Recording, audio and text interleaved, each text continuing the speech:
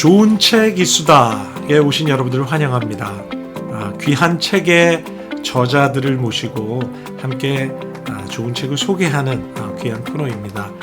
오늘은 특별히 얼마 전에 출간된 김태훈 선교사님께서 쓰신 깨어진 그릇이라는 책을 여러분들과 함께 나누고자 합니다.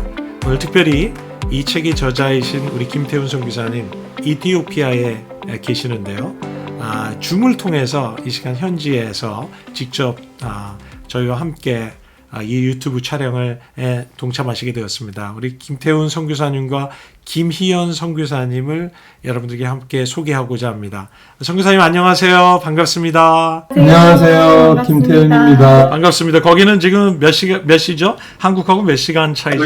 오전 9시가 좀 넘었습니다. 6시간 차이가 나서요. 아유 그렇구나. 아침 새벽부터. 네, 너무 고생하시네요.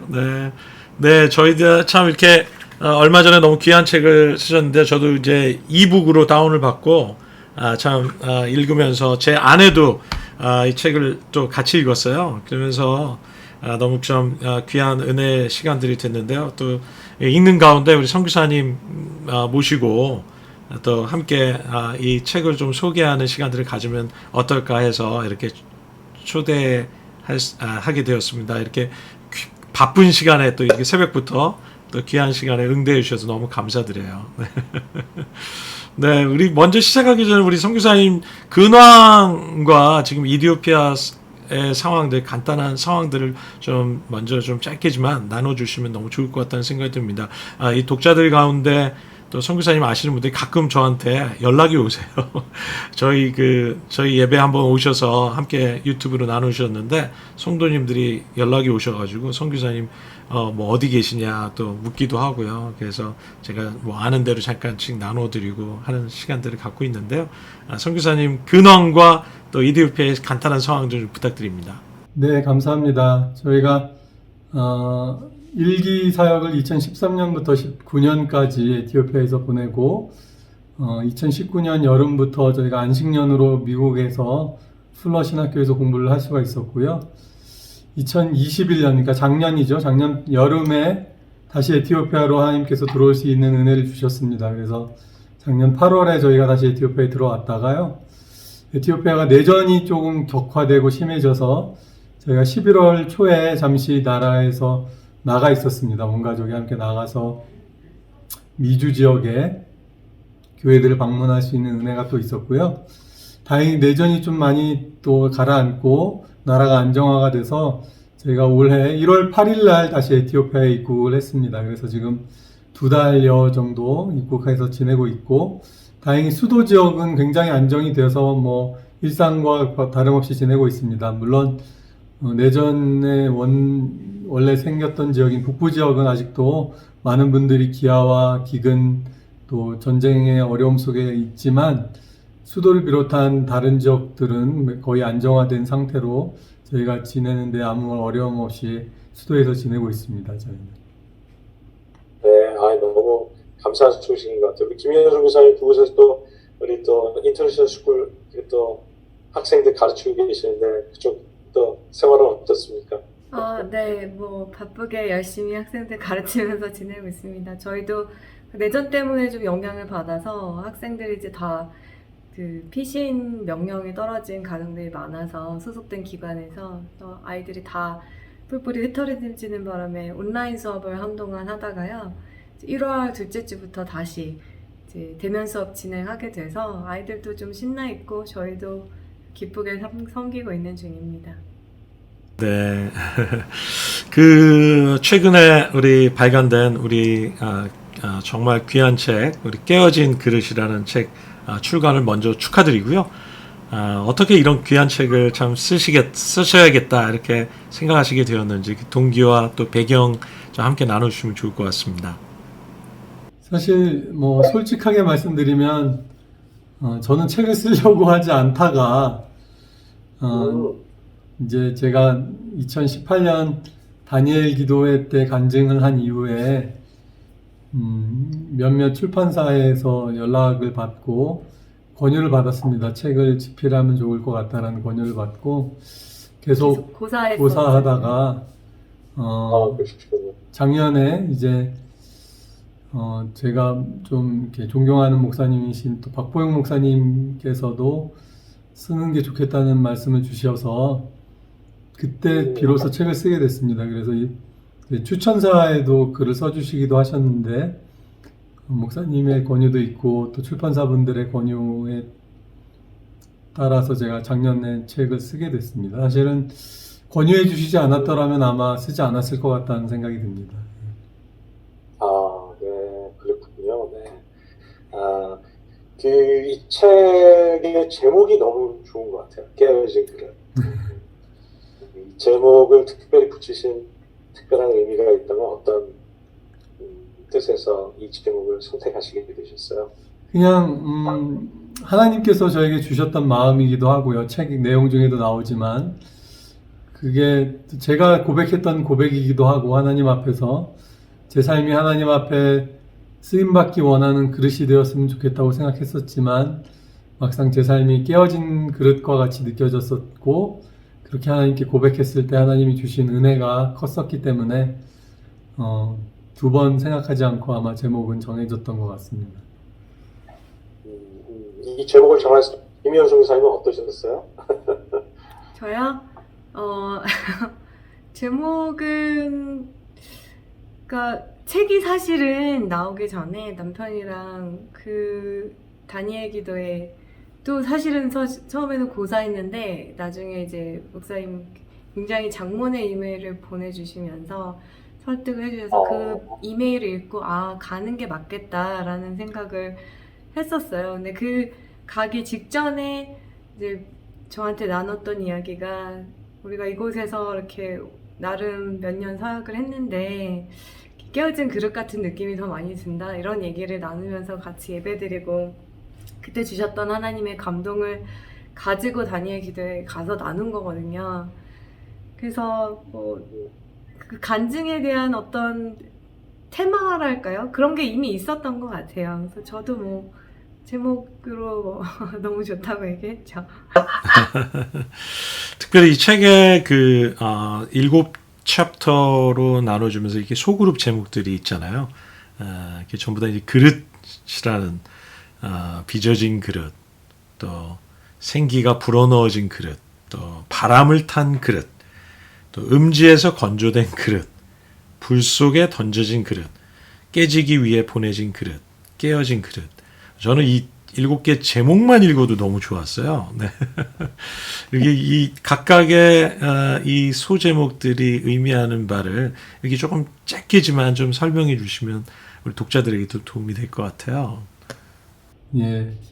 그러니까 이제 제 삶을 하나님이 빚어주신 그릇, 토기장이 되신 하나님께서 빚어주신 그릇이라고 생각을 한 것이고, 빚어진 그릇이라는 말은 제가 비로소 하나님을 만나게 되고, 하나님을 알게 된 순간, 내가 하나님 손에 들려져서 탄생된 그릇이구나, 라는 생각으로 그런 제목을 붙였었고, 생기가 불어넣어진 그릇은 우리가 잘 아는 성령님이 우리의 생기처럼, 바람처럼, 하나님의 호흡처럼 우리 가운데 들어오신 것이잖아요. 그래서 성령의 임재를 경험하고 하나님의 영으로 예배하는 삶을 살기 시작하는 제가 처음 하나님 만났을 때의 감격들, 그런 것을 다루었던 내용이고요.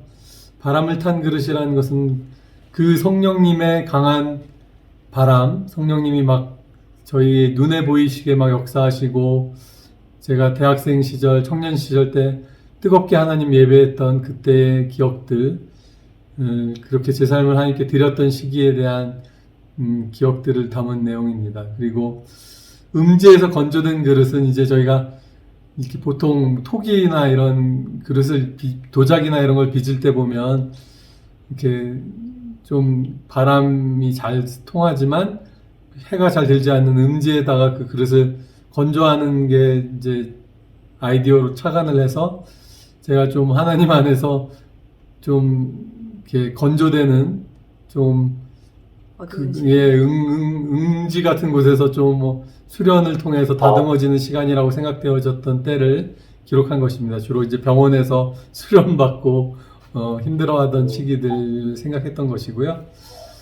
네. 불 속에 던져졌다는 것, 이제 그 다음에 불에 던져지면 비로소 그릇으로 나오지 않습니까? 그래서 제가 마지막, 또 특히나 저희가 이제 제가 의사 수련을 마치고 방글라데시라는 나라에서 3년을 지냈는데 거기가 불처럼 뜨겁거든요, 나라가. 그래서 또 그러기도 하고 처음 선교지에 나가서 좌충우돌 하면서 선교에 대한 마음을 비로소 구체적으로 구체화시켰던 시기라서 그게 마치 불 속에 던져주셔서 그릇으로 빚어져 나오는 것과 같다는 마음으로 했던 것이고, 그리고 이제 선교지로 막상 나가게 되는 것을 제가 생각할 때 나중에 주셨던 하나님의 그런 인사이트였는데 결국은 제가 깨지기 위해서 하나님에게 보냄을 받았던 것이구나 라는 생각을 하게 됐고, 그리고 이제 다 아시는 부분들이 많지만 제가 선교지에 나와서 막상 병에 걸리고 또 제가 생각했던 것과는 다른 쪽으로 하나님 인도하심을 받게 됐을 때 비로소 하나님 안에서 깨어진 그릇으로 여겨졌던 내용이 그 다음 내용입니다. 그리고 이제 다시 선교지로 하나님이 저희를 불러주신 또 내용이 나오는데 그게 이제 하나님의 손에 다시 들려진 것처럼 느껴졌다라는 마음으로 그런 소제목들을 붙여봤던 것 같아요.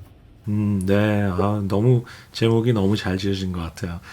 특별히 저는 이제 이 책 이렇게 읽으면서, 우리 선교사님이, 라이프 스토리, 젊을 때 하나님이 정말 만나고, 또, 그런데 이제 특별히 이렇게, 하나님의 인도하심 속에서 이렇게, 계속 이렇게 선택해 가는 과정들, 참 이렇게, 직장 생활 하시면서도 의사로서 참, 의사도 술 많이 마실 텐데 술도 마시지 않기로 이렇게 결정한 그런 작은 결정들이지만 참 이렇게 하나씩 하나씩 선택해가고 인도함 받는 그런 삶의 모습을 좀 이렇게 이 글을 통해서 이렇게 보면서 선교사님한테 이렇게 많은 선택의 기로들이 가운데 이렇게 선택하시는 많은 그 기회들이 있으셨는데 참 이렇게 우리가 그리스도인들로서 참 무엇이 선택의 기준이 되어야 될 것인가. 또 우리 특별히 젊은 우리 청년들의 경우는 더 그런 것 같아요. 그래서 그 선택의 기준들, 그것이 어떤 기준을 따라 우리가 선택을 해나가야 할지 한번 나눠주시면 너무 좋을 것 같아요. 네. 제가 처음에 이 책을 들어가는 내용으로 길에 대한 얘기를 쓰거든요. 제가 우리가 선택을 한다는 것은 마치 교차로 같은 곳에서 이쪽 방향으로 갈 것인가 저쪽으로 갈 것인가 길을 선택하는 것과 비슷하다는 생각이 듭니다. 그래서 시편 1편에 보면 복 있는 사람은 악인의 꾀를 쫓지 아니하고 죄인의 길에 서지 아니하며 오만한 자의 자리에 앉지 아니하고 오직 여호와의 율법을 즐거워하여 그 율법을 주야로 묵상하는 자로다. 그리고 또 시편 우리가 잘 아는 119편에 보면 여호와의 말씀이 내 발의 등이요 내 길의 빛이니이다. 저는 항상 우리 믿는 사람들의 선택의 기준이 하나님의 말씀, 하나님의 뜻, 묻고 구하고 듣는 것을 통해서 이루어져야 되는 것이 아닌가라고 생각하고, 그럴 때 시편의 말씀처럼 하나님께서 인정하시고 형통케 하시는 길, 세상 사람들이 보기엔 어리석어 보이거나 참 불쌍해 보일 수도 있을 정도의 길이지만 그 하나님의 인정하심과 형통케 하심을 경험할 수 있는 길을 선택할 수 있다라고 생각하고 살고 있습니다. 네, 우리 희연 선교사님은 어떻게 특별히 나눠주실 게 있으실까요? 네. 글쎄요, 저는 좀 더 단순했던 것 같아요. 그때 기로에 설 때마다 그냥 기도함 가운데 주시는 어떤 말씀이나 확인에 별로 의심 없이 선택하고 따라갔던 것 같고, 즉 저희가 결혼할 때도 선교지에 대한 부르심을 둘이 같이 확인을 하고 이제 결혼을 시작했기 때문에 별로 저는 고민이 없었어요. 오히려 제가 막 빨리 나가고 싶어하고 왜 빨리 안 나가지? 이런 생각을 했었던 것 같고, 제가 다시 이티오피아로 오려고 결정을 했을 때도 고민이 없었던 것 같아요. 근데 지금 돌아보면 고민이 없을 수 있는 이유가 두 가지였는데, 하나는 이제 남편이 하나님 앞에 받은 그 비전에 대한 확신이 있었고, 아내로서. 그리고 또 하나님이 저에게 주신 그 비전에 대한 확신이 있어서 별로 이렇게 고민하거나 그러지는 않았던 것 같아요. 그러셨군요. 특별히 우리 그 젊은, 구체적으로 이렇게, 우리 젊은, 사람들이나 우리 성도들이, 이렇게 하나님의 인도하심을 받는 그 프로세스라고 얘기할까요? 하나님의 뜻을 분별해 나가는 그런 과정들, 이런 부분에 대한 좀 구체적인 좀 가이드가 좀 필요한 것 같아요. 네, 그래서 두 분의 어떤 구체적인 어떠한 프로세스를 통해서 하나님의 뜻을 분별해 나가고 또 그것을 순종해 나가시는지 한번 좀 더 구체적으로 얘기를 해주신다면 더 큰 도움이 될 것 같다는 생각이 듭니다. 저는 우선은 하나님을 알아야 한다라는 생각을 갖게 됩니다. 하나님을 안다는 것은 그냥 머리로 아는 것이 아니라 하나님이 어떠한 분이시구나, 하나님의 성품과 마음이 어떠시구나라는 것을 경험하고 하나님을 사귀어 아는 거죠, 말 그대로.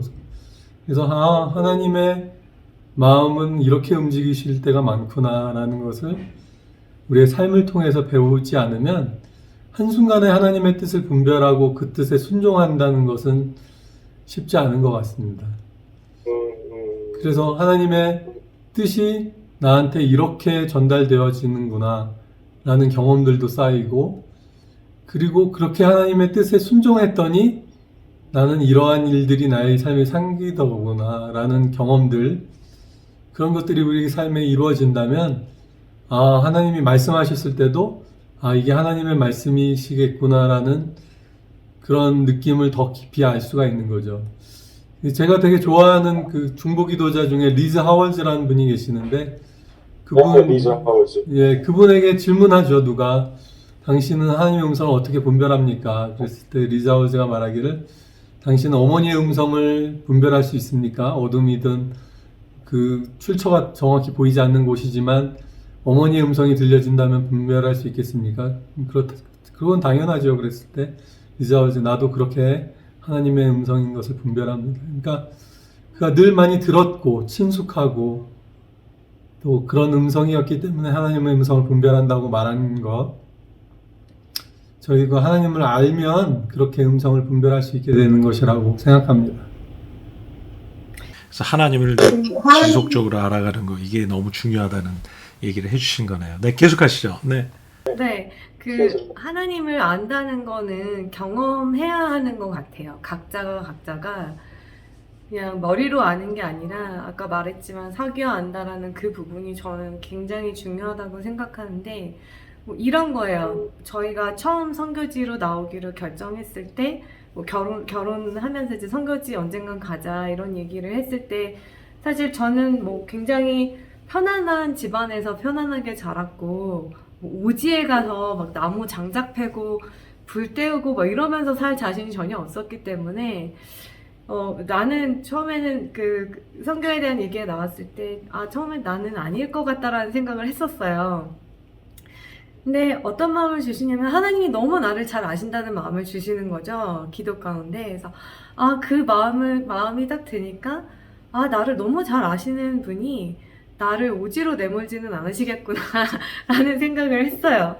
그래서 되게 담대하고 기쁘게 결정을 할 수 있었던 것 같고, 그리고 되게 좋은 경험들을 많이 해주게 하셨어요. 그래서 그런 경험들이 쌓이니까 하나님이 내가 이렇게 힘들 때 이렇게 응답하셨고, 그 다음엔 이런 일이 있었는데 이렇게 응답하셨고, 그러니까 제가 신뢰 가운데 하나님 앞에 순종하기로 결정을 한 것을 하나를 하면 그거에 배가 되는 어떤 경험과 축복을 주시는 걸 누리고 나니까, 그 다음에는 계산하지 않아도 하나님은 알아서 지금은 어렵지만, 지금은 아프지만, 지금은 힘들지만 이게 나중에 하나님 계획 안에 분명히 있겠구나라는 그 확신이 제 안에 쌓이니까, 그 다음에는 두려움도 별로 없어지고 좀 이렇게 남들이 보면 좀 담대한 것 같은 그런 결정들도 저희가 하게 되는 것 같아요. 가장 큰 사건은 남편이 아팠을 때 하나님 주신 그 음성이 너무나 분명했기 때문에 그 이후에 다른 것에 있어서 별로 흔들림이 없었던 것 같고, 그 이후에도 굉장히 많은 간증거리들이 있죠. 작은 것부터 큰 것까지. 그러니까 이제 같은 이야기 반복일 수도 있는데 이제 제가 인생의 가장 큰 위기라고 생각했을 때 결국은 하나님 앞에서 울고 하나님 앞에서 머무를 수 있었던 것이 가장 큰 축복이거든요. 그러니까 내가 인생의 위기라는 상황이 있을 때 다른 사람을 의지하고 다른 것을 찾았더라면 하나님의 그 크신 뜻과 마음을 알지 못했겠죠. 근데 제가 살아오면서 경험해 보니까 하나님 앞에 머무르는 게 가장 지혜롭구나 라는 걸 배웠으니까 정말 큰 인생의 위기가 왔을 때도 거기에 머무를 수 있었던 것 같아요. 참 이렇게 갈수록 요즘 이제 우리 한국 교회도 그렇고 이 제자에 대한 개념이 이제 점점 약화되고 희석되지 않나 하는 그런 참 우려가 있는 것 같아요. 우리 정말 많은 성도님들이 참 열심히 믿음 생활을 하지만 그냥 단순히 이제 예수님 믿고 단순한 그리스도인이면 참 이렇게 족하는 마음. 그렇지만 우리가 성경을 보면서 계속해서 깨닫는 것은 참 주님께서 우리가 제자가 되기를 원하신다는 생각을 우리가 놓칠 수가 없게 되는데요. 정말 제자여야 하는가? 정말 모든 그리스도인은 제자가 되어야 되는가? 그냥 그리스도인이면 충분하지 않는가라고 생각하시는 분들도 많이 계신 것 같아요. 우리 그런 분들에게 좀 한 말씀 좀 나눠주시면 어떠실까요? 네. 제가 책에도 인용한 말씀인데 요한일서 2장에 보면 누구든지 그리스도 안에 있다고 생각하는 사람은 주님께서 사신 것처럼 살아야 한다라고 말씀을 하고 있어요. 그러니까 그리스도인으로 족합니다. 그리스도인이면 되는 것인데 그리스도인이라는 것의 정의가 예수님이 사셨던 것처럼 살아야 하는 것이죠. 그러니까 네, 예수님이 사셨던 것은 하나님을 알고 아버지 하나님을 알고 아버지께서 원하시는 것에 순종하고 자기의 삶을 많은 사람들을 위한 대속물로 주신 것이잖아요. 그러면서 예수님이 뭐라고 그러셨냐면 친구를 위하여 목숨을 버리는 것보다 더 큰 사랑이 없다. 그리고 우리를 친구라고 부르시고 나서 우리를 위해 죽으신 것이죠. 그리고 나의 길을 따라오너라고 주님이 말씀하신 것이고 그 길을 사는 게 그리스도인의 삶이고 그 이상도 그 이하도 아닌 것이죠. 그러니까 그리스도인의 삶이라는 것이 별난 것이 아니라 예수님처럼 사는 것 그 자체가 그리스도인의 삶이기 때문에 굳이 제자도를 설명하지 않더라도 그냥 예수님으로 사는 것이 우리의 마땅한 바가 되기를 저는 바라고 그게 성경이 말하는 그리스도인의 삶이라고 생각하고 삽니다. 맞아요. 네. 그러니까 이제 그리스도인과 제자를 이렇게 분리된 개념으로 사실은 좀 생각을 하다 보니까 이제 그리스도인 중에 좀 특별한 소수의 사람들, 이런 사람들이 제자인 것처럼 이렇게 개념을 분리시켜 놓은 자체가 사실은 우리에게 그리스도인으로서 정말 예수님 원하시는 대로 따라가고 그분처럼 사는 삶을 살지 못하는 그런 결과를 가져오지 않나는 생각이 좀 드는 것 같아요. 네. 맞습니다. 그래서 이 그리스도인이라면 누구나 당연히 제자가 되어야 되고 또 제자란 예수로 살아야 하는 것이죠. 네, 그렇죠. 예수님처럼 살아야 하는 것이죠. 그렇죠. 그러니까 이 개념을 이제 우리가 정말 올바르게 발견하기 시작한다면 예수 믿는 것 자체가 예수님을 믿는 것 자체 따른다는 자체가 거기에는 정말 참된 회심이 있어야 되고 참된 따름이 있어야 되고 참된 희생이 있어야 된다. 이렇게 결론이 되는 것 같아요. 네. 그래서 이제 성경에서 예수님께서 이제 우리에게 요구하시는 그런 삶의 모습이 모든 그리스도인들, 예수님을 따르는 모든 그리스도인들에게 다 요구되는 그런 부르심이라는 생각을 좀 하게 되는 것 같아요. 책에서 제가 읽으면서 우리 선교사님이 한 챕터에서 부르심과 비전과 전략에 대해서 이렇게 정리를 해주신 파트가 있었어요. 참 도움이 됐는데. 하나님이 제가 이제 줌으로 이제 이 코비드 상황이 지속되고 오래되면서 하나님이 은혜를 주셔서 미국에 있는 안식년 기간 동안에 미국에 계시는 각 지역의 분들이랑 줌으로 성경 공부를 하게 됐어요. 그래서 지금도 이제 줌으로 성경 공부를 하는 게 이어지고 있습니다. 1년 반 정도가 넘어가고 있는데, 그러면서 이제 한 번씩 성경을 하나씩 성경 공부를 하는데, 요한복음 성경 공부를 하다가 하나님이 주셨던 인사이트들을 정리한 부분이 그 부분인데요. 하나님은 우리를 어떤 뭐 자리나 로케이션이나 어떤 지위, 포지션으로 부르신 것이 아니라 하나님과 사귀는 자리로 우리 부르셨구나. 관계를 맺는 자리로 우리 부르신 이게 하나님의 부르심이구나. 그 마음이 들었고요. 우리가 가진 비전은 무엇인가? 우리가 가진 비전은 모쪼록 한 사람이라도 더 그리스도를 닮은 사람으로 이끌고 그리스도에게로 인도할 수 있다면 그것이 우리가 가진 가장 큰 꿈이고 비전이겠구나. 그리고 우리의 전략은 무엇인가? 그렇다면 우리가 여러 가지 뭐 전도의 기술, 전략, 전술을 생각해 볼 수 있겠지만 예수님이 우리에게 말씀하신 가장 큰 전략은 너희가 내 안에 있으면, 너가 내 안에 있고 내가 너 안에 있으면 많은 열매를 맺을 수 있는데 나를 떠나서는 너희가 아무것도 할 수 없다. 주님 안에 거하지 않고서는 우리가 아무 일도 할 수 없구나. 주 안에 거하는 것이 우리에게 가장 큰 전략이 되겠다라는 마음이 들어서 그렇게 세 가지를 정리해 봤었습니다. 우리 두 분은 그 참 주님 안에 거하시기 위해서 어떤 그 노력과 선택들을 그쪽 이디오피아에서 계속해서 해나가시는 것 같으세요? 주님 안에 거한다는 것의 가장 큰 부분은 저는 역시 마음과 귀를 드리는 것이 아닌가라고 생각합니다. 제가 좋아하는 스테반 집사님의 말씀 설교에 보면, 사도행전에 보면 이스라엘 사람들을 책망할 때 목이 곧고 마음과 귀에 할례를 받지 못한 사람들아 너희가 성령님을 계속해서 거스르는구나 라고 얘기하거든요.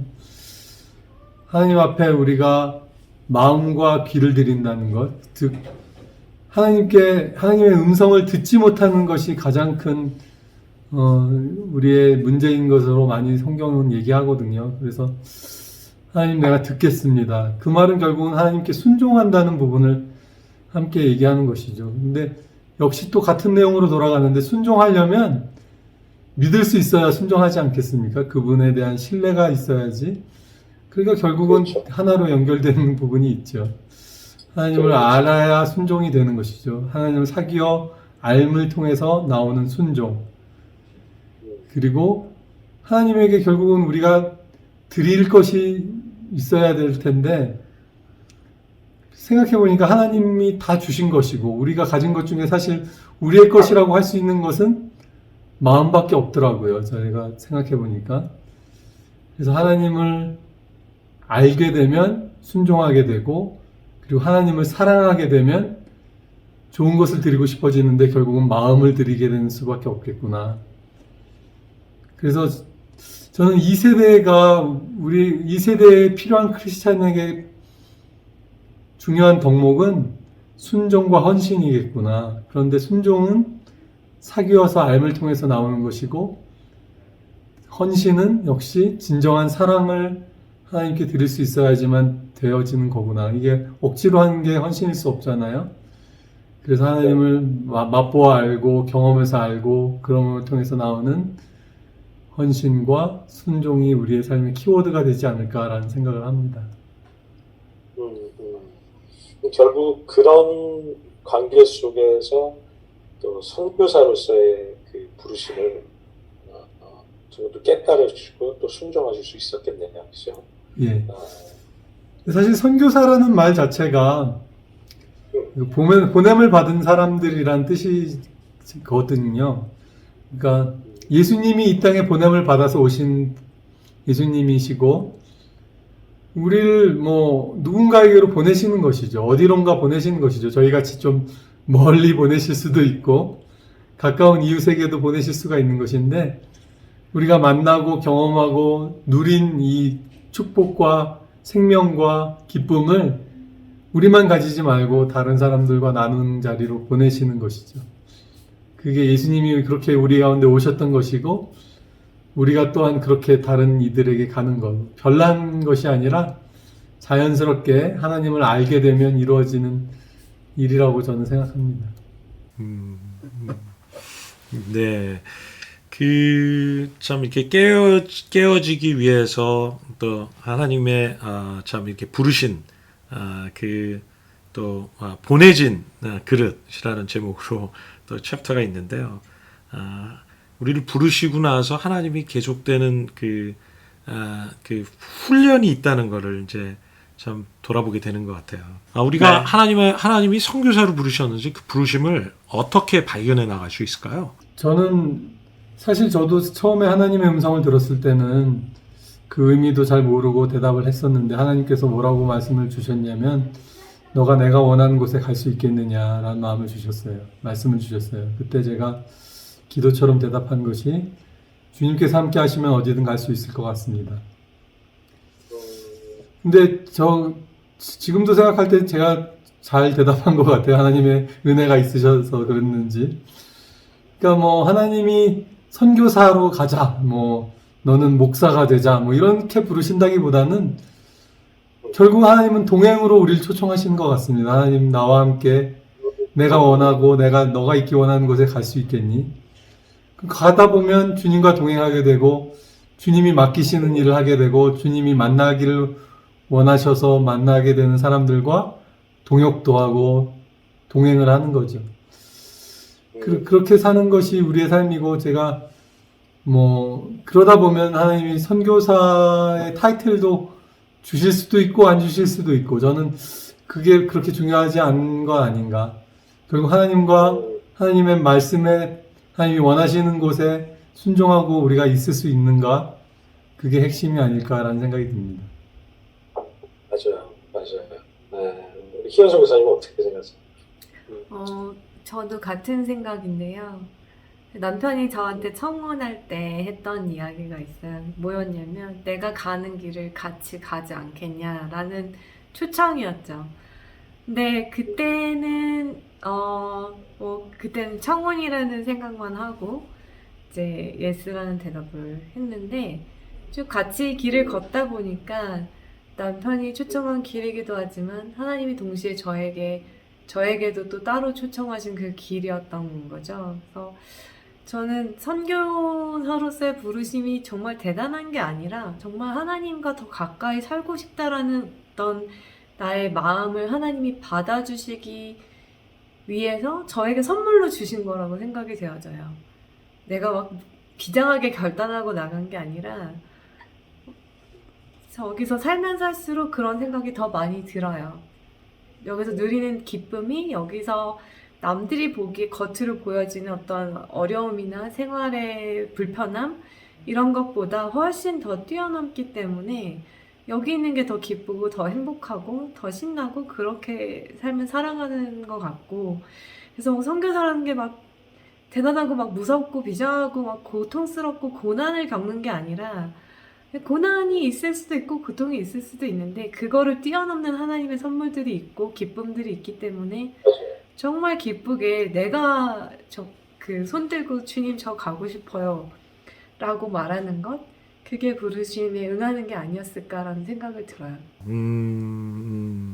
저 어떻게 보면 우리가 이제 굉장히 제도권적인 생각 그리고 이렇게 직업적으로 선교를 직업적으로 또 안수도 받아야 되고 신학교도 가야 되고 이러다 보니까 이게 선교라는 게 굉장히 어떤 특수한 콜링 그리고 직업적인 콜링 이런 식으로 자꾸 인식이 되는 것 같아요. 그런데 사실은 그것이 아니라 이제 우리가 그냥 여기서 섬기고 일하고 했던 것이 하나님 또 이쪽으로 이끌으시면 그냥 따라가고 또 거기서 그래서 선교사로 불릴 수도 있고 아닐 수도 있고 또 그게 중요한 것이 아니라 진짜 그게 그리스도인의 삶이고 제자이고 그런 것 같아요.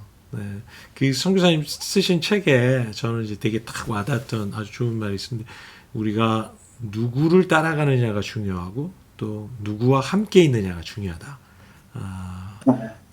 이제 정말 하나님 부르신 곳에서 또 하나님과의 우리가 정말 신뢰하고 사랑하는 분과 함께 있고 동행하고 또 그분의 이끄심을 우리가 따라간다면 그게 우리의 행복이고 우리의 정말 또 만족이고 또 우리가 그거면 다인가 아닌가 이런 생각이 드는 것 같아요.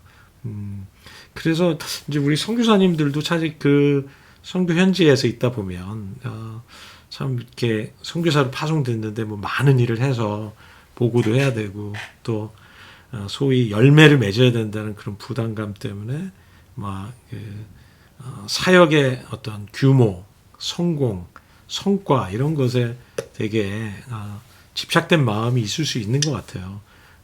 그러다 보면 거기에 이제 계속 마음이 이제 불안해지고 또 그런데 이제 좀 정말 선교가 정말 필요한 곳들은 사실은 어렵잖아요. 전도 한 명 하기도 힘들고 교회를 개척하는 것도 힘들고 그런 곳에 오히려 정말 우리가 정말 귀하게 부름받고 섬기시는 분들이 계시는데 그런 분들은 정말 어떤 성과나 이런 부분에서의 어떤 뭐 보여지는 것보다 정말 살아가는 것 그리고 그분과 함께 동행하고 그 부르심의 자리를 지키는 것 이게 점점 더 중요하고 가치 있는 것 아닌가 이제 하는 생각을 하게 되는 것 같아요. 네. 성교사님 이렇게 성교 헌신을 하고 이렇게 돌아보신 지금 이제 이전의 삶을 돌아보실 때 하나님이 부르시고 나서 많은 훈련들이 있으셨을 것 같아요. 네. 이제 그 가운데 보면 이제 책에 보니까 이제 영국에서 특별히 경험이 있으셨는데 영국 익투스라는 교회에서의 경험에 대해서도 또 기록해 주셨는데요. 어떤 교회였나요? 또 거기서 무엇을 배우셨는가요? 네, 저도 익투스에서 훈련받았던 또 우리 선교사님과 같이 또 너무 잘 알고 있는 너무 귀한 교회에 대한 경험이 있는데 함께 한번 나눠주시면 좋을 것 같아요. 네. 정말 하나님이 주신 특별한 인생의 경험이었던 것 같습니다. 제가 하나님께 작은 마음을 드렸을 때 하나님이 정말 크게 축복해 주신 대표적인 시간 중에 하나였던 것 같아요. 저는 정말 작은 것을 드린다고 드린 것인데 그때의 기억과 배운 것과 경험이 저의 신앙관을 많이 바꾸고 교회에 대한 생각 또 하나님 말씀에 대한 목마름과 그 깊은 말씀에 깨달음이 생기는 시간들이었던 것 같습니다.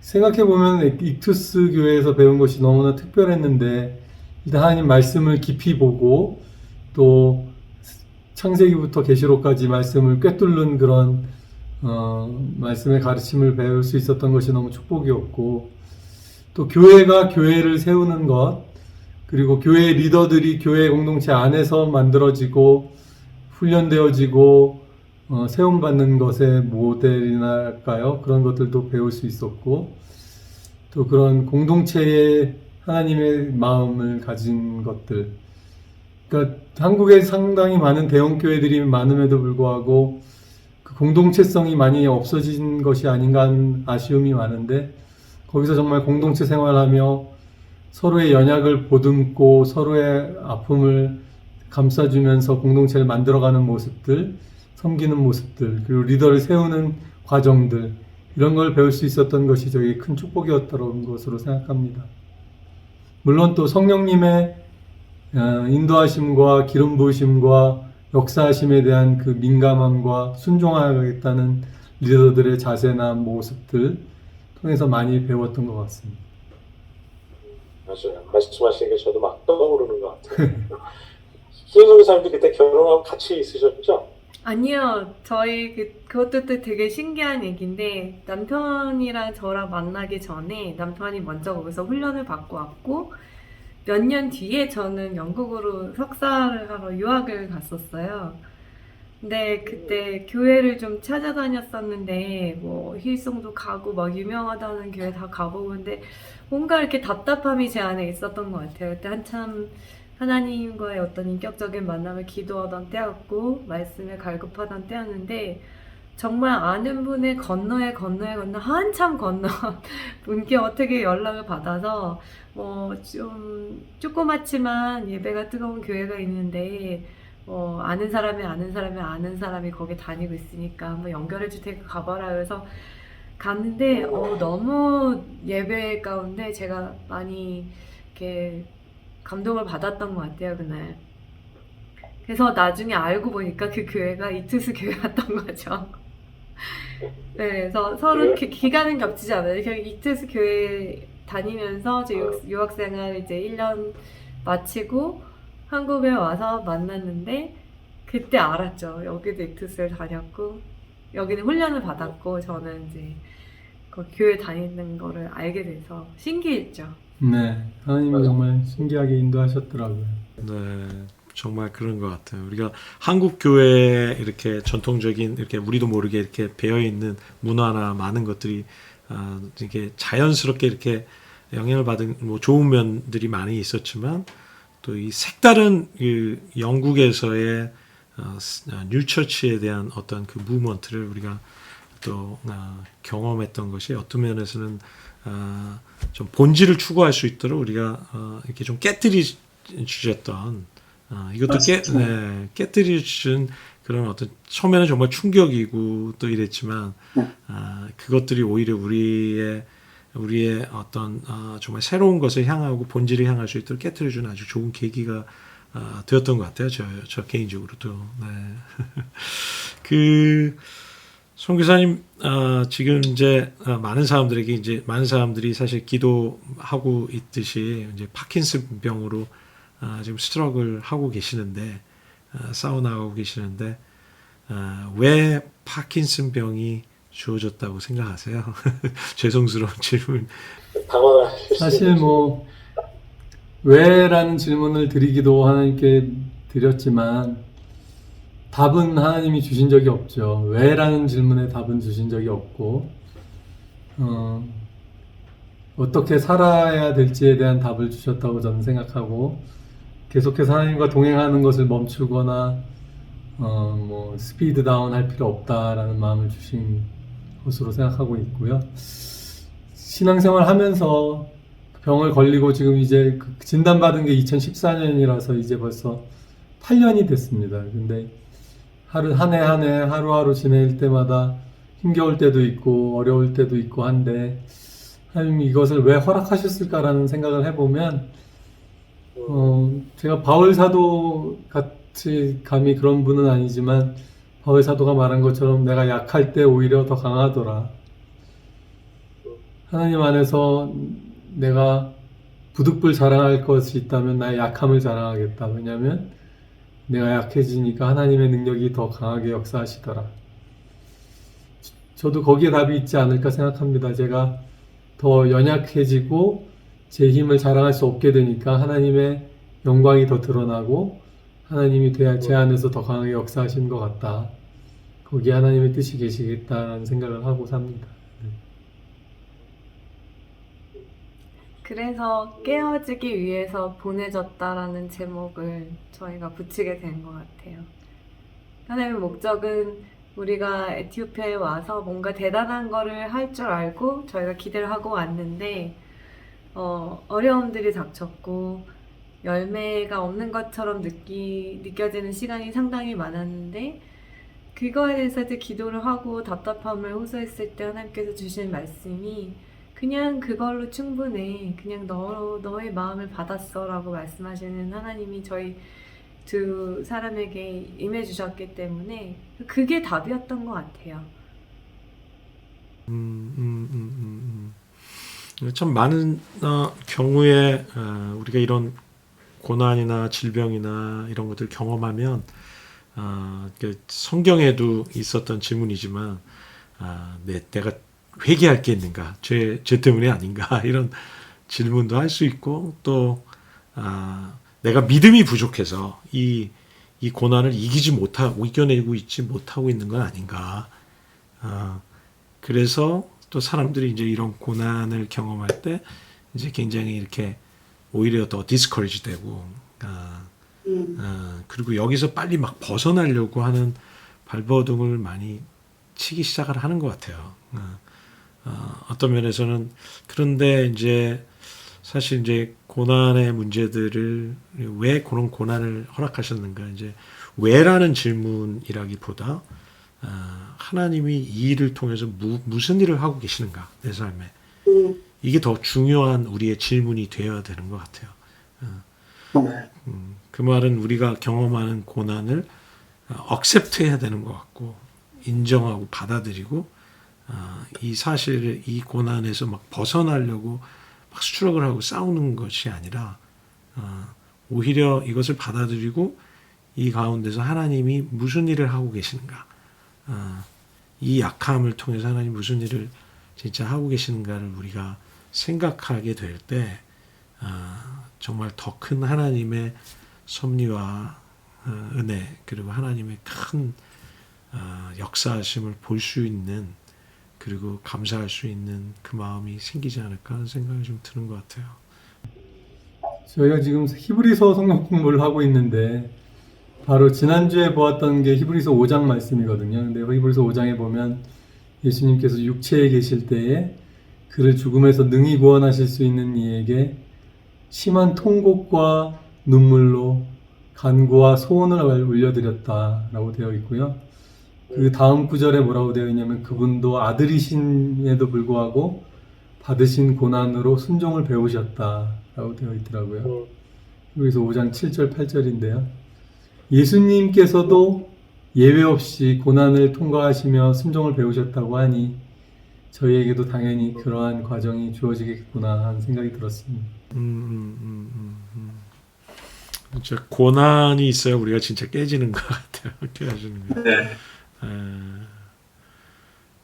그리고 보면 하나님이 이렇게 하나님의 일을 하시는데 무슨 성과나 어떤 뭐 큰 것보다 그 과정 속에서 우리를 깨뜨리시고 우리를 더 온전하게 하시고 또 우리를 주님 닮게 하시는 그것에 더 큰 하나님의 관심과 계획이 더 크신 것 같다는 생각을 할 때가 좀 있는 것 같아요. 네. 맞습니다. 네. 그래서 참 이렇게 이 고난 참 성교사님 그 책에 또 명언을 쓰셨던데 고난은 즐겁지는 않지만 감사합니다. 이 말씀이 네. 수는 없지만 감사하다. 네. 이게 즐겁지는 않지만이라는 말이 되게 위로가 됐어요. 그냥 항상 뭐 감사해야 된다, 이겨내야 된다 이런 마음이 많았는데 고난은 즐겁지는 않지만 이 말이 그래 좀 즐기고 싶지는 않지만 즐거운 일은 아니지만 그래도 참 감사하다 이런 생각을 좀 갖게 되는 것 아닌가 생각이 드는 것 같아요. 그래서 이게 참 우리 고난의 신학 이게 정말 우리 그리스도인들에게 잘 정리가 되어야 되는 것 같아요. 네. 이 이해가 없으면 진짜 우리가 하나님이 정말 끝까지 선하시고 아름다우신 분이라는 걸 우리가 놓쳐버릴 수 있는 것 같고 또 이 고난을 통해서 일하시는 그 주님을 우리가 참 놓쳐버리게 되는 것 아닌가. 고난도 우리에게 정말 고난과 고통도 우리에게 주어진 하나님의 정말 선물이라는 생각을 제가 예전에 본 책 중에 책을 소개하는 또 이 프로니까 그 폴 브랜드라는 분이 이제 선교사 자녀이시고 본인이 정형외과 의사고 그 문둥병 환자들을 치료하는 의사신데 문둥병 환자들에게 가장 큰 문제는 고통을 느끼지 못한다는 것. 그것 때문에 그 사람들 눈도 다치고 왜냐하면 눈 각막을 찌르는데도 고난을 못 느끼니까 발가락이 사라지고 왜냐하면 돌 뿌리를 차도 모르니까 그러니까 고통이라는 그분이 쓴 책의 제목이 고통이라는 선물이거든요.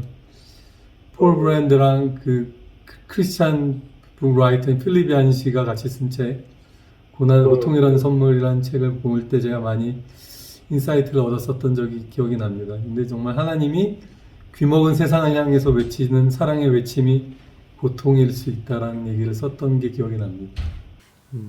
희연성 교사님 옆에서 고난의 시간들을 지나고 계신데 견딜만 해요? 네, 저는 뭐 당연히 어려움이 없지 않고 뭐 삶의 불편함과 이런 것들이 없지 않은데 저는 그냥 여기 있는 게 너무 행복하고 감사한 것 같아요. 그래서 곰곰이 생각해봤어요. 저에게 그런 질문, 같은 질문한 친구들 꽤 있었어요. 어떻게 그렇게 어려운 곳에서 살고 있어요? 그 고난의 시간을 어떻게 견디셨어요? 그 고통을 어떻게 감당하셨어요? 이런 질문을 하는 친구들이 제법 있었어요. 근데 제가 그 친구들에게 정말 자신 있게 이야기했던 딱 한 가지가 뭐였냐면 그리스도인의 삶에서 고난은 핵심이 아니다 라는 얘기를 굉장히 여러 번 했어요. 왜냐하면 제가 그런 시간들을 겪었을 때 누렸던 하나님과의 그 교제가 너무 깊고 달콤했기 때문에 바꾸고 싶지 않은 거예요. 그리고 그 고난과 어려운 시간을 통해서 제가 배웠던 것들, 그걸 되돌리고 싶지 않았어요. 그걸 깨닫고 나니까 고난이나 고통의 순간들이 다가올 때 당연히 그때는 너무 아파서 부르짖지만 그 뒤에 올 것이 무엇인지 아니까 결론을 항상 선으로 귀결시키는 하나님에 대한 절대적인 신뢰가 생기고 나니까 고난이 와도 또 뭐 왔구나 그렇게 되는 어떤 약간 다음도 생기고 그리고 하나님을 신뢰하는 그 신뢰가 저에게 이겨낼 수 있는 힘을 동시에 주는 것 같아요. 그 시간을 너무 힘들지 않게 지낼 수 있는 그런 힘을 주는 것 같다는 생각을 하게 됩니다. 그래요. 그래서 누가 그 유명한 말을 했잖아요. 고난은 변장된 축복이다. 네. 변장된 축복이다. 참. 근데 참 이게 죄송한 말씀입니다만 우리 김태훈 선교사님이 겪으시는 그 고난이 그 고난에 대한 소식과 얘기들을 들으면서 그냥 위로받는 사람이 되게 많아요. 자기 자신의 삶에. 그러니까 우리가 이제 말로 위로도 있지만 그냥 내 삶 자체가 그냥 고난일 때 그걸 보는 사람 자체가 굉장히 위로를 받는 것 같아요. 좀 죄송한 말입니다. 그래서 제가 한 번은 전화를 받았어요. 전화를 받으니 김태훈 선교사님이 어디 계시냐고 저한테 이제 물으면서 전화가 오는 거예요. 그래가지고 뭐 얘기를 이제 듣다 보니까 그래서 나중에 이제 왜 전화 거셨어요? 그랬더니 그 여자 성도님이신 것 같아요. 한 50대 되신 것 같아요. 그분이 하는 얘기가 저도 불치병으로 지금 이 시간을 겪고 있는데 그냥 선교사님 목소리 한번 듣고 싶었어요. 이러고 전화를 하셨더라고. 그래서 이제 제가 그걸 보면서 그렇구나. 이제 정말 이렇게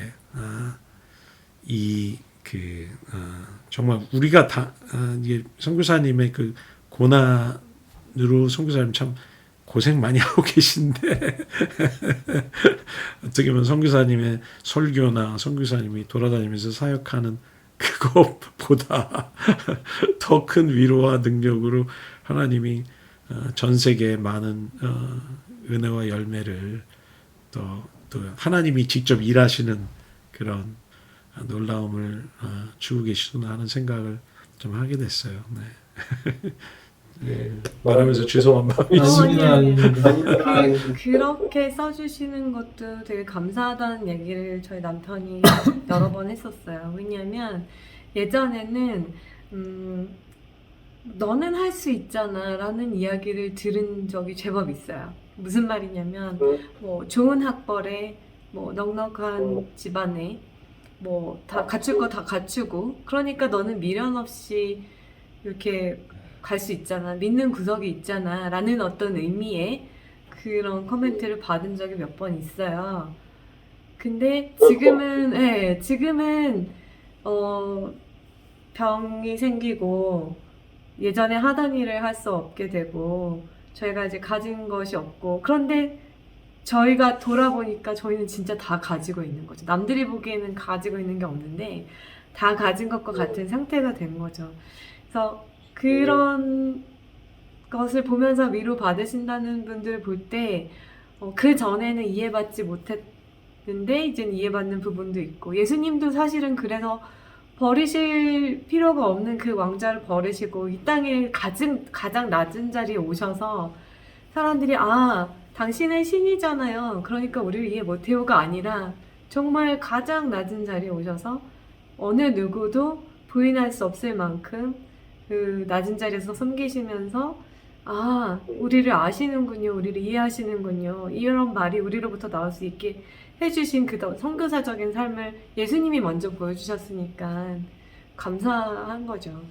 저도 예전에 보스턴에 목회할 때 좀 그런 좀 어려운 일을 한번 겪었는데 너무 억울하더라고. 그리고 너무 그것 때문에 제가 이제 고통을 많이 겪었어요. 그런데 그리고 이제 새벽마다 나와서 기도하는데 이제 어느 날 이제 너무 힘도 없고 그냥 기도를 하는지 안 하는지도 모르게 그냥 멍하게 그냥 앉아만 있고 있는데 어느 날 하나님이 이제 그런 말씀을 제게 이제 주셨던 적이 있어요.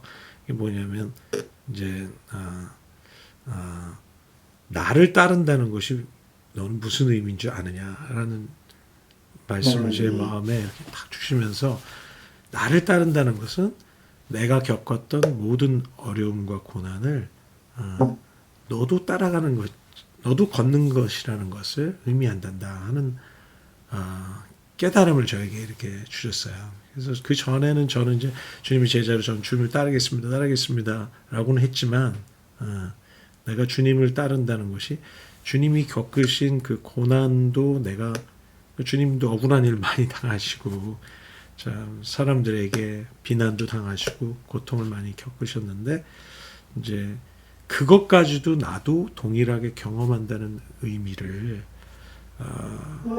그게 바로 예수님을 따른다는 것임을 깨닫게 해주셨던 때가 있었던 것 같아요. 그때 제가 너무 위로를 받았던 것 같아요. 그리고 그때서야 비로소 제가 억울한 마음이 없어지고 뭐 남이 뭐라고 나를 생각하고 오해해도 I'm okay 이런 생각이 그때부터 이렇게 되면서 좀 뻔뻔해지고 담대해졌던 것 같아요. 참 이렇게 보면 주변에 너무 고난당하시는 분들이 많으세요. 네. 그러니까 그 목사님들도 그렇고 또 교회를 개척하시는 분들도 그렇고 선교사님도 그렇고 또 주님을 위해서 뭔가 하시겠다고 헌신한 분들 가운데도 너무나 어려운 상황 가운데서 하나님을 섬기고 계시는 분들이 너무 많은 것 같아요.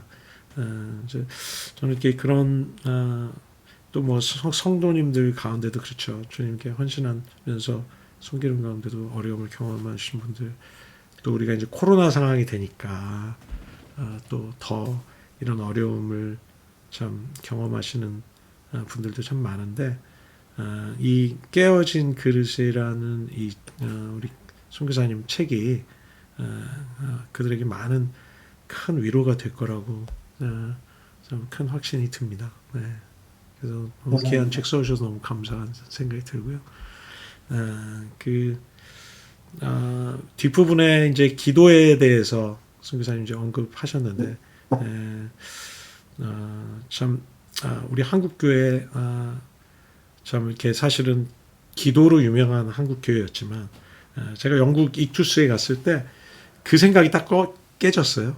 뭐 그 영국 사람들은 한국의 기도를 본받아야 된다 막 이렇게 얘기를 했지만 사실은 저는 그 익투스 성도들과 교회가 이렇게 기도에 헌신해서 정말 기도에 포커스해서 하는 그 모습을 보면서 우린 정말 기도한다고 큰 소리 낼 수 없겠다 이런 생각을 저는 이제 하게 됐는데 선생님 특별히 우리 한국 교회 이 기도의 분야에 대해서 어떤 부분에 많은 회복이 있어야 된다고 생각하시는지요? 네.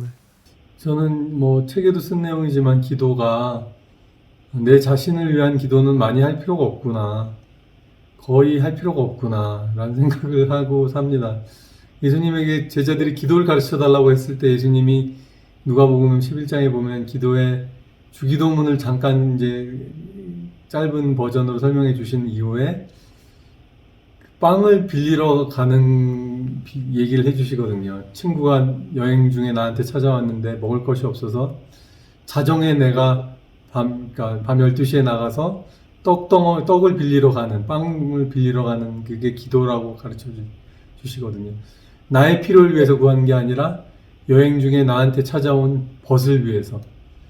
근데 밤 12시에 가서 간절하게 간청하는 거죠. 이 빵을, 자기 먹을 빵을 구하는 게 아니라. 그게 기도라고 예수님이 가르쳐 주셨는데, 사실 우리가 서로가 서로를 위해서 이런 한국교회의 그 간절함으로, 그 뜨거움으로 내 자신과 내 자식을 위해서 기도하는 것이 아니라 정말 나의 이웃과 나의 아픔 속에 있는 다른 분들을 위해서 그렇게 기도할 수 있으면 얼마나 더 하나님 보시기에 기쁘고 또 그 능력이 더 드러날까라는 생각이 듭니다. 그래서 정말 남을 위해서 하는 것이, 남을 위해 내가 나를 위해 기도할 때보다 더 간절하게 기도할 수 있는 것이 기도면 좋겠다 라는 얘기를 꼭 해드리고 싶습니다. 우리 희영석 목사님은 개인적으로 경험한 예배 가운데 최고의 예배는 언제였고 어떤 예배였다고 생각하세요? 그리고 우리가 어떤 예배가 될 때 참 다시금 어떤 우리 안에 우리 한국 교회 안에 회복과 부흥이 올 수 있을 것 같으세요? 저는 개인적인 경험으로는 목사님 저희 젊은 시절을 잘 아시니까 아시겠지만 참 많이 찾아다녔던 것 같아요. 뭔가 이렇게 뜨거움이 있는 예배, 감동이 있는 예배, 찬양이 뜨거운 예배 정말 열심히 찾아다녔었던 것 같아요. 그런데 저에게 최고의 예배는 그 남편이 진단받고 책에도 나오는 내용이지만 남편이 진단받고 제가 밤에 하나님 앞에 나아갔던 그 예배가 하나님께서는 가장 인정하신 예배지 않았을까라는 생각을 저는 해요. 왜냐하면 그날 밤 기도할 때 하나님 주셨던 그 음성이 제 기도와 제가 하나님 앞에 나아가는 매일 밤 이렇게 갈급함으로 나가는 그 시간을 하나님이 가장 열심히 들어주셨고 또 응답을 주신 것 같다는 생각을 지금 하고요. 그리고 그날 밤을 저는 잊을 수가 없어요. 그 차가운 거실 바닥에 애들 다 재워놓고 혼자 앉아서 무릎 꿇고 기도하는데 눈물로 시작한 기도가 평안으로 끝나고 감사함으로 끝나는 그 기도가 나오더라고요. 혼자 드린 예배였지만 그래서 그날이 가장 감동이 있었던 것 같고 그날 이후에 제 믿음이 완전히 바뀌어서 흔들림 없는 이 믿음을 가질 수 있게 하나님께서 허락해 주신 순간이었기 때문에 저는 그 예배가 가장 기억이 나고 그리고 그 이후에 또 한 번 제가 정말 크게 기억이 나는 순간이 있는데 다니엘 기도에 가기 전에 이제 남편이 나 진짜 아무것도 한 게 없고 깨어진 것 같다. 그래서 결국은 그 간증을 다니엘 기도에서 하게 됐는데 그 비슷한 시기에 저도 같은 좀 어떻게 생각하면 선교사로서의 디프레션 같은 걸 겪는 시간이었어요. 저희 둘 다. 뭔가 이루어지는 게 없는 것 같고 내가 이렇게 수확한 열매가 없는 것 같고 나는 여기서 직접적인 선교를 하는 것도 아니고 내가 전도한 사람은 아무도 없는 것 같고 나는 하나님 나라를 위해서 무엇을 한 것일까라는 이제 생각을 하고 있었어요. 남편이 깨어진 그릇에 대한 얘기를 이제 마음을 나누고 다니엘 기도회를 갔는데 그쯤에 제가 같은 기도를 하나님께 올려드렸죠. 하나님, 저는 진짜 하나님께 드릴 열매가 없네요. 저는 여기서 6년을 살았는데 5년을 살았는데 저는 아무것도 이렇게 bear fruit 한 게 없다는 생각이 들어서 너무 하나님 앞에서 죄송하기도 하고 나는 뭐 하고 있는 걸까라는 그 기도를 드렸는데 제가 생각하는 그림은 나도 포도 열매를 많이 맺어서 예수님께 딱 붙어서 포도 열매를 많이 맺어서 잔치상에 쓰이는 귀한 포도주가 되고 싶은데 저는 포도가 하나도 없네요 라고 말씀을 기도 가운데 말씀을 드렸더니 하나님께서 저에게 표주박을 보여주셨어요. 내가 너에게 원하는 열매는 이거야 라고 말씀하시는 거죠. 그래서 아니 표주박은 쓸모가 없는 열매전에 먹을 수도 없고 저는 하나님께서 성경에 말씀하신 그 포도송이 막 주렁주렁 달린 그 포도송이가 되고 싶은데 왜 표주박을 말씀하시나요? 라고 했을 때 하나님께서 그날도 이제 예배 가운데 보여주셨는데 그 표주박을 이렇게 딱 표주박이 갈라지면서 그 안에 있는 것들이 다 파내어지고 비워지고 말리워져서 그게 생명수를 나르는 바가지로 쓰임받는 환상을 보여주시면서 내가 너에게 원하는 열매는 이거야. 나는 네가 온전히 내 앞에서 네 자신을 깨트려서 너 안에 있는 너의 생각을 다 비우고 그래서 쓰임받는 그릇이 되어서 내가 너에게 허락하는 사람들에게 생명수를 날라주는 그런 그릇으로 쓰기 원해 라고 이제 기도 가운데 말씀하셨어요. 그 두 날을 저는 잊을 수가 없고 그래서 제가 생각하는 예배는 정말 하나님 앞에 온전히 내가 엎드려지는 예배? 뭐가 갖춰져야 되는 게 아니라 그냥 내 스스로가 하나님 앞에 정말 온전히 엎드려져서 순종할 수 있는 그 순간 그게 최고의 예배가 되는 것 같고 그 순간에 하나님이 가장 깊이 있는 말씀과 깨달음을 주시는 것 같아요. 그게 최고의 예배가 아닐까 싶어요. 아멘. 네. 너무 귀한 나눔 주셔서 감사합니다. 우리 선교사님 모라비안 교도에 대해서 사실은 이제 언급해 주셨는데 참 우리 좀 어떻게 보면 마지막 질문이 될 것 같아요. 근데 그들의 이 모라비안 교도들의 삶의 특징이 어떤 삶이었는지 또 이들을 통해서 우리가 한국 교회가 배워야 할 것들은 무엇일지 좀 한번 나눠주시면 감사하겠습니다. 가장 특징이라고 말할 수 있는 것은 그들은 약자였던 것이죠. 체코에서 거의 넘어와서 독일 체코와 국경 지역이긴 하지만 독일로 넘어와서 사실 아무 갈 데가 없는 자들이었는데 이제 그 진젠도르프 그 사람이 그들을 자기 그 영토에 받아주어서 그곳에서 공동체를 이룰 수 있게 해준 거거든요. 그러면 사실은 지금 세상의 난민이나 이런 사람들과 난민이죠. 딱 난민 같은 사람들이었는데 그들에게 이제 하나님의 공동체를 만들 수 있게 리더가 생겼던 것이죠. 하나님은 정말 깨어진 그릇도 같은 메시지겠지만 약자들, 없는 자들, 연약한 자들을 부르시는 것이 확실합니다. 있는 사람들, 내세울 게 있고 믿을 구석이 있는 사람들을 하나님이 기뻐 사용하시지 않는다는 것을 다시 한번 말씀드리고 싶고 근데 그들이 기도에 헌신하고 공동체로서 하나님 앞에 날마다 나가게 헌신하고 예배에 헌신하였을 때 하나님의 영이 곧 오순절 다락방처럼 강력하게 그분들에게 역사하셨던 것이죠. 그분들이 대단한 분들이 아니라 그분들에게 임하신 하나님의 영이 대단하였고 하나님의 역사가 대단하였고 그분들은 그 역사에 자신의 삶을 드렸던 것이죠. 그들은 정말 가진 것이 없었고 내세울 게 없었기 때문에 하나님께 더 가까이 더 깊이 나아갔던 것 같아요. 저는 한국교회나 한국교회가 아니라 세계의 어떤 교회라도 우리가 가진 것들을 다 내려놓을 수 있어야지 더 하나님이 우리를 쓰실 수 있을 거라는 확신을 갖고 있고요. 하나님 우리를 더 겸손하고 낮춰주시고 비워주실 때에 하나님이 마음껏 쓰시겠구나. 그렇게 결단할 수 있고 내려놓을 수 있다면 더 좋겠지만 그렇지 않고 비자발적으로라도 겸손해지고 낮아질 수 있다면 그것이 축복이겠구나 라는 생각을 하고 있습니다. 네, 정말 어떻게 보면 이제 오늘 참 고난 가운데 있는 사람들 또 우리의 연약함 또 우리가 가진 것 없고 또 우리의 초라함 그런 우리 자신을 보면서 참 낭망하고 있을 그런 모든 사람들에게 오늘 주시는 하나님의 정말 위로요 또 소망의 메시지가 아닌가 생각합니다.